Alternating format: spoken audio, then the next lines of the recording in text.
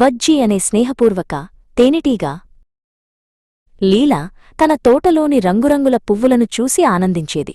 కాని జుమ్ జుమ్ అనే శబ్దం వినగానే భయంతో లోపలికి పరుగెత్తేది. ఆ శబ్దం చేసేది బజ్జీ అనే ఒక చిన్న స్నేహపూర్వకమైన తేనెటీగ. లీల తనను చూసి భయపడటం బజ్జీకి చాలా బాధ కలిగించేది. నేను నీకు హాని చేయను అని బజ్జీ అనుకుంది. ఒకరోజు బజ్జీ ధైర్యం చేసి లీలకు తన పనిని చూపించాలని నిర్ణయించుకుంది. అది నెమ్మదిగా ఒక అందమైన పొద్దుతిరుగుడు పువ్వుమీద వాలింది. లీల కిటికీలోంచి ఆసక్తిగా చూసింది. బజ్జీ తనను కుట్టడానికి రావడం లేదని ఆమె గ్రహించింది. అది పువ్వు లోపల ఏదో పనిలో నిమగ్నమై ఉంది.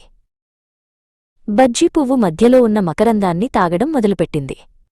ఆహా, ఎంత తియ్యగా ఉందో! ఈ మకరందంతోనే మేము తేనెను తయారుచేస్తాము అని బజ్జీ సంతోషంగా ఝుమ్మంది. బజ్జీ కాళ్లకు, శరీరానికి కొంచెం పసుపు రంగు పుప్పొడి అంటుకుంది. అది ఎగిరి దగ్గరలో ఉన్న మరొక పువ్వుమీద వాలింది. లీల నెమ్మదిగా తలుపు తెరిచి బయటకు వచ్చింది. బజ్జీ ఒక పువ్వు నుండి మరొక పువ్వుకు పుప్పొడిని తీసుకువెళ్లడం ఆమె గమనించింది.